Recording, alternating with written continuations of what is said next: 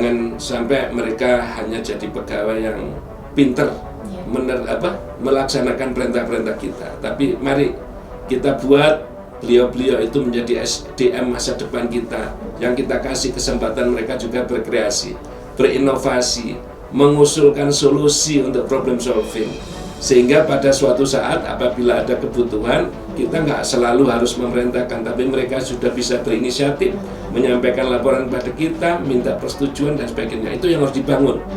Ingat, UIN bukan untuk sekarang, UIN bukan untuk 5 tahun yang akan datang, tapi UIN untuk masa depan semuanya, termasuk anak cucu kita.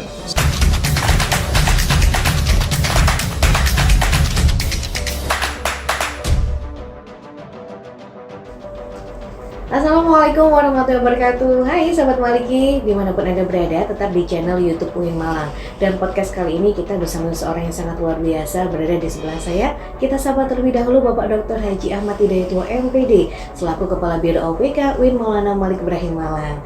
Assalamualaikum Bapak. Waalaikumsalam Mbak Mei dan teman-teman seluruhnya. Iya Pak. Baik-baik saja ya. Alhamdulillah. Kabar hari ini tetap sehat Pak ya, tetap semangat. Alhamdulillah, salam sehat untuk semuanya. Iya, di bulan akhir menuju akhir tahun 2023. Betul sekali. Betul. Baik Bapak, untuk podcast kali ini kan seperti yang kita tahu bahwa ada sesuatu yang baru nih Pak di UIN Malang, tentunya di kampus 1 tepatnya. Iya. Apa nih Pak sebenarnya? Iya. Begini Mbak Mei, bahwa alhamdulillah UIN Malang ini di tahun 2023 ini telah banyak mulai menunjukkan bukti jejak-jejak dari hasil kerja yang telah diperjuangkan oleh Pak Rektor. Alhamdulillah kita sudah meraih akreditasi unggul dari perguruan PTKI kita sempat menjadi yang kedua saat itu. Sekarang hari ini kita sudah 7 se-Indonesia. Artinya dari visi, misi UIN Maulana Malik Ibrahim Malang, Pak Rektor telah membawa kita untuk mencapai satu jajakan yang memang itu harus kita raih. Dari situ kita tidak puas begitu saja meraih akreditasi unggul, tapi kita lihat ke atas bahwa kita setelah unggul ini harus mau dan bersedia meningkatkan taraf keunggulannya, bukan di nasional, tapi di taraf internasional. Begitu juga reputasinya. Dalam rangka menyongsong masa depan yang tentunya dari target-target yang telah kita raih di tahun 2023 ini, kita harus mulai mau mengevaluasi apa yang perlu kita tingkatkan, apa yang belum kita lakukan. Alhamdulillah di 2023 ini dalam kaitan dengan mutu pendidikan kita tadi sudah mendapatkan akreditasi unggul. Dalam kondisi menjaga lingkungan kemarin kita dapat the most improvement di UI Green Metric sebagai perguruan tinggi yang telah memiliki progres perbaikan paling tinggi di Indonesia dari 116 ke 93. Itu luar biasa. Bukan rankingnya, tapi deltanya cukup luar biasa. Kemudian kita dari pengelolaan humas sendiri kemarin dapat pengakuan dari pemerintah, pengelola media sosial nomor 2 dan pengelola web nomor 1. Ini bukan sesuatu yang kecil. Selain itu kita juga sudah mulai melihat hasil pengembangan kampus 3 yang sudah sekitar 40% kita lalui. Untuk pengelolaan lainnya Mbak, kita alhamdulillah di tahun 2023 ini Pak Rektor telah membawa kita semua. Ada satu contoh penyelesaian sertifikat tanah yang sudah hampir 20 tahun nggak selesai. Alhamdulillah Pak Rektor sudah bisa mengajak kita semuanya menyelesaikan di tahun ini. Insya Allah besok tanggal 12 ada serah terima dari BPN, ada tiga sertifikat yang sudah lama, hampir mungkin menjadi sebuah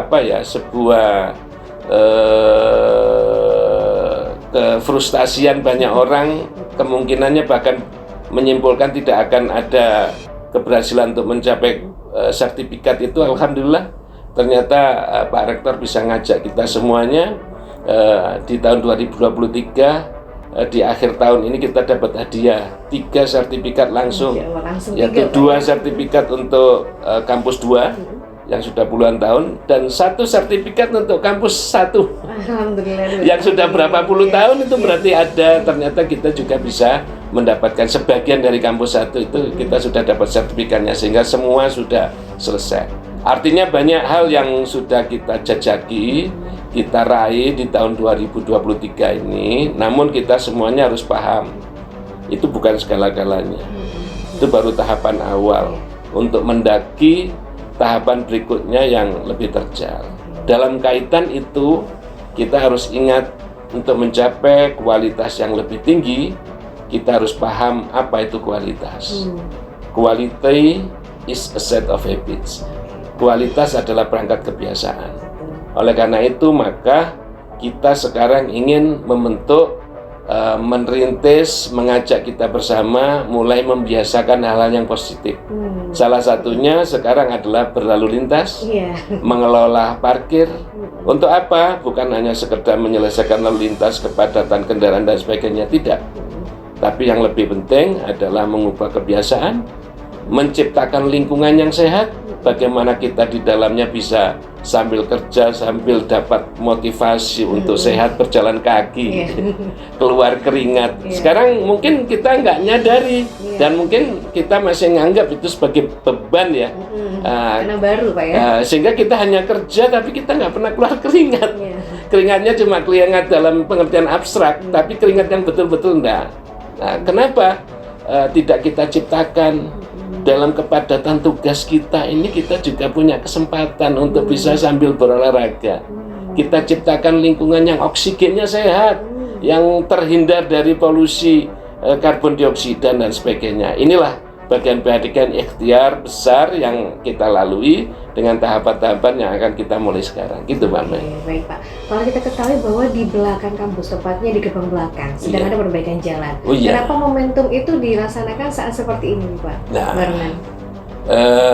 momentum perbaikan jalan itu kan dilakukan oleh pihak di luar kita ya. Mereka juga tidak memberikan agendanya pada kita. Jadi sebenarnya yang dilakukan intern untuk lingkungan UIN sendiri dalam uji coba, ini mohon maaf Mbak Mei, ini adalah baru tahap sosialisasi uji coba jalur lalu lintas dan parkir. Sosialisasi itu kan bentuknya banyak Mbak. Bisa seperti kita bicara, bisa kita masukkan di dalam surat, bisa juga dalam uji coba itu sosialisasi. Sebenarnya seperti itu. Iya, karena orang itu hanya diberitahu, pemberitahuan saja kadang-kadang juga belum ngeh. Itu bagaimana? Tapi saat jumpai, oh saya harus ke sana. Uji cobanya minimal tadi mengubah kebiasaan dulu, walaupun belum sempurna nanti. Sehingga nanti saatnya UIN ini bisa mengembangkan diri lebih besar, bisa menjadi green campus. Kemudian kita bisa membuat smart campus, dan kita bisa memanfaatkan area-area di UIN Maulana Malik Ibrahim Malang ini efektif betul. Contoh, sekarang sejauh mana area parkir di basement perpustakaan itu betul-betul menunjang keteraturan hidup. Itu kan perlu dipikir. Terus berikutnya ada pertanyaan, kira-kira lebih kondusif mana kalau tempat parkir yang bukan di situ, tapi justru di situ dijadikan sarana lain yang bisa memenuhi hajat kebutuhan mahasiswa dosen secara masif itu. Misalnya apa? Kita belum punya food court yang layak. Kita kalau ada tamu masih cenderung ngajak keluar, tapi belum pernah kita bangga dengan produksi sendiri. Mengapa tidak kita mulai berpikir, apa enggak sebenarnya akan lebih baik kalau food court ya? Apakah parkir yang jenis apa ya, dan sebagainya. Ini sekedar baru beberapa hipotesis yang kita munculkan ya, untuk menanggulangi berbagai hal yang selama ini mungkin belum kita sadari. Selama jadi tempat parkir di basement itu Mbak Mei pernah nggak melihat Ternyata yang parkir di situ tuh bukan hanya kendaraannya Win. Iya, ada Ternyata kendala lain. banyak penduduk-penduduk sekitar atau mungkin juga warga Win yang mungkin beli mobilnya di rumahnya banyak. Salah satu mobilnya justru diparkirnya di Win, padahal itu adalah fasilitas umum untuk kepentingan memperlancar jalan. Lah ini kalau sekedar kita paksa satu-satu lama sekali, tetapi kita ingin membangun budaya kebiasaan, sehingga termasuk tadi pengaturan lalu lintas di jajaran pimpinan pun saya sampaikan, pimpinan sudah kita buatkan parkir di area dekatnya SAR itu. Ya sudah, setelah diantar situ mobilnya langsung dibawa parkir ke sana. Sopir-sopir dikasih alat komunikasi yang bagus sehingga saatnya diperlukan mereka datang. Dan tidak harus semuanya kita itu kepingin nggak pakai jalan kaki, semuanya di depan pintu. Pintunya padahal cuma satu. Akhirnya kan ruwet hanya gara-gara orang nggak mau ngubah kebiasaan. Tapi kalau kita punya kebiasaan itu, insya Allah bagus. Walaupun kita sadari mengubah kebiasaan bukan sesuatu yang mudah. Mesti ada kendala, ada ketergangguan orang. Nggak apa-apa, kita perlahan-lahan, tahap demi tahap kita uji cobakan sampai menemukan yang ideal kan. Itu akan berlangsung sampai nanti ke kampus 2 juga nggak sih Pak? Atau hanya di kampus 1? Oh harus. Jadi pengembangan, penyempurnaan UIN menjadi kampus unggul reputasi internasional kan tidak hanya hak kewenangannya yang ada di kampus 1. Itu juga harus nanti bisa kita penuhi di kampus 2, kampus 3 yang sangat luas, bahkan kampus 4. Hanya keuntungannya kalau kampus 3 dan kampus 4 itu bisa kita desain sejak sekarang, karena baru pengembangan baru. Yang penuh tantangan itu yang di kampus 1 dan kampus 2 karena sudah menjadi aktivitas selama ini berjalan, sehingga di situ tidak hanya membuat sebuah desain yang bagus, tapi di situ ada proses pengubahan kebiasaan. Kalau di kampus 3 nanti tinggal kita siapkan infrastrukturnya, saat peresmian awal sudah dilakukan dengan treatment terbaik, insya Allah akan lebih mudah dibanding yang ada di kampus 1 dan kampus 2. Baik Bapak, mungkin ada hal yang perlu disampaikan kepada mahasiswa ini Pak? Iya, tidak hanya mahasiswa, saya pikir semuanya kita ini mahasiswa, dosen itu sama. Yang terpenting adalah kita semuanya menyadari tuntutan dan harapan masa depan UIN. UIN Maulana Malik Ibrahim Malang ini adalah milik kita semua. Siapa yang bisa mengantarkan UIN ini kepada keagungannya yang memang kita perlukan, kalau bukan kita semua. Yang akan mendapatkan keuntungan kalau UIN itu besar, UIN itu bagus, keunggulannya diakui semuanya, itu siapa? Ya kita semua.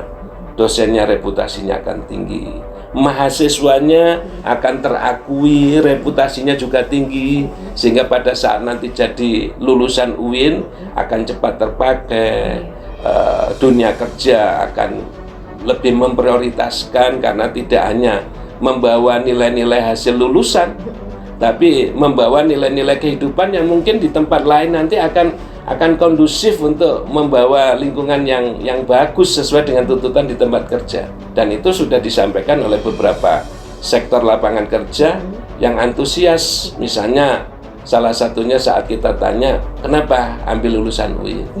Nah, selain cerdas Pak, punya akhlak. Nah, ini nilai lebih yang harus kita pahami semua, sehingga perbaikan masa depan UIN bukan hanya egoisme atau obsesi 1, 2, 3 orang, tapi untuk kepentingan semuanya, termasuk kepentingan mahasiswa, masa depan mahasiswa di dalamnya juga kesempatan dunia kerja dan lain sebagainya. Insya Allah yang terpenting semua kita punya niat baik, komunikasi kita bangun dengan baik, semuanya membawa dengan pengertian yang baik. Insya Allah yang kita dahulukan adalah husnudzon, prasangka positif. Kalau prasangka positif kita kasih kesempatan pegawai-pegawai kita, satpam-satpam kita, bagian umum untuk melakukan uji coba yang terbaik. Jangan sampai mereka hanya jadi pegawai yang pinter melaksanakan perintah-perintah kita, tapi mari kita buat beliau-beliau itu menjadi SDM masa depan kita, yang kita kasih kesempatan mereka juga berkreasi, berinovasi, mengusulkan solusi untuk problem solving, sehingga pada suatu saat apabila ada kebutuhan, kita nggak selalu harus memerintahkan, tapi mereka sudah bisa berinisiatif, menyampaikan laporan pada kita, minta persetujuan dan sebagainya. Itu yang harus dibangun. Ingat, UIN bukan untuk sekarang, UIN bukan untuk 5 tahun yang akan datang, tapi UIN untuk masa depan semuanya, termasuk anak cucu kita. Sehingga SDM UIN yang maju tidak hanya harus dosennya, pegawai-pegawai juga harus maju. Kapan mereka akan maju? Kalau mereka diberi kesempatan untuk berinisiatif, berinovasi, berkreasi. Insya Allah semuanya akan jadi baik. Masya Allah, sangat terima kasih sekali Pak. Ini support yang sangat mendukung sekali untuk seluruh Sivitas Akademika UIN Maulana Malik Ibrahim Malang. Terima kasih Bapak sudah mampir. Terima kasih. Iya Bang Mijanlah, podcast kali ini mari kita bekerja sama untuk UIN unggul bereputasi internasional. Saya akhiri. Siap. Siap kata Bapak, kita bareng-bareng bersama. Saya akhiri podcast kali ini. Wassalamualaikum warahmatullahi wabarakatuh. Terima kasih.